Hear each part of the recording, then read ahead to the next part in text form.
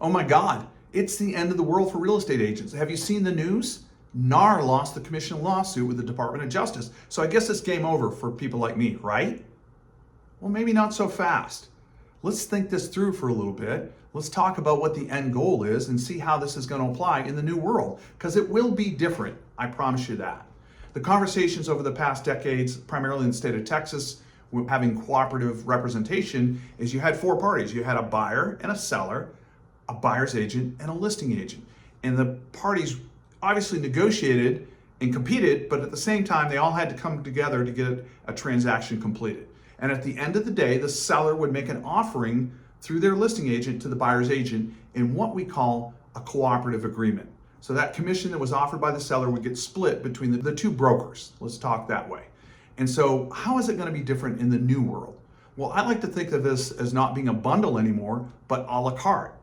So me as Mark Stillings as a listing agent, I have to sit in front of you in your living room and say, this is what I do.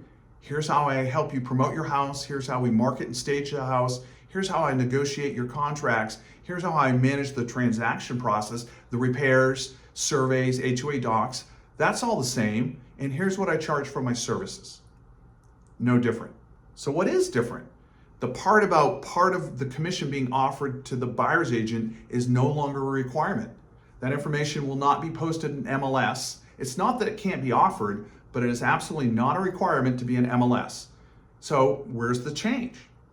As a buyer's agent, if I'm sitting with you as a client, I have to describe, this is what I do. I help you see homes. I show homes to you. I research information on pricing. I help you negotiate. I help manage repairs. I get you through inspections, surveys, HOA documents, all the same stuff I've always done. But as a buyer's agent, now I need to describe that for those services, here's what I would charge. Here's my compensation.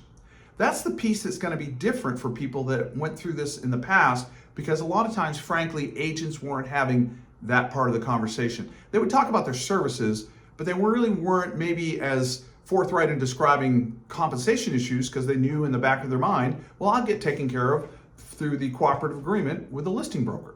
So in this world, again, we're going to have clarity and explain what the services are for a buyer and what the charges are. Okay, well, let's stop and think about that for a second. Does that mean a seller can no longer offer a commission over to a buyer for a buyer agent representing the buyer client? Absolutely not. It might be a prudent business decision for the seller. They can decide. And so as a listing agent, we would walk through the marketing and say, what's the anticipated traffic on this home if you offer a commission to the buyer's agent, and what is it without it? So you'll get to make a business decision as a seller to decide if the phrase I'm hearing is called, you want to be agent friendly. Everyone will get to make that choice. I look at some historical references to see, is that a good idea or not?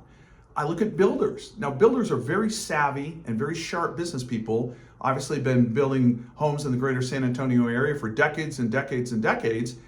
And what have they always done? They've offered a commission to the buyer's agent.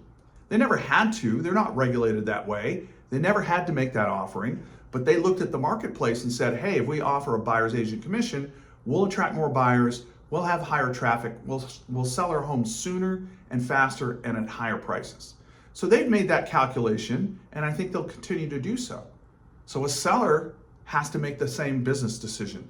If I save some money by not making an offering to the buyer's agent, am I ahead of the game? Possibly, but you'll have to weigh that against, have I reduced my market and maybe don't get as many offers as quickly, offers as high a price? Those are all business conversations that you will have with your listing agent, and the seller will be in control. At the end of the day, again, I think we're not a bundle anymore. Well, we're a la carte. Is there a concern for a seller with a buyer coming and making an offer on your property unrepresented? I think so, because now you've got a party that doesn't know the process, doesn't know expectations, is probably more likely to back out of the transaction, and guys might even be more likely to end up in litigation over disputes, because my experience is litigation usually comes out of unmanaged expectations. I'm not a lawyer, but that's just what I've observed. So again, these are all things the seller will have to bring into play and consider when they make their business decision. Do I offer a commission or not? So is it a different world? Absolutely. Is it a better world? You know, honestly, I think so. I really think this always should have been the way it is. You know, we've had representation forever in other areas.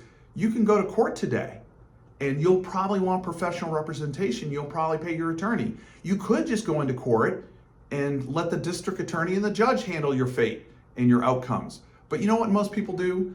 Because it's a major life situation, they pay for an attorney. Well, I think that's parallel to a real estate transaction where you're buying a house. It's where you live. It's your homestead, so that's a big deal. It's your biggest financial transaction. That's a big deal.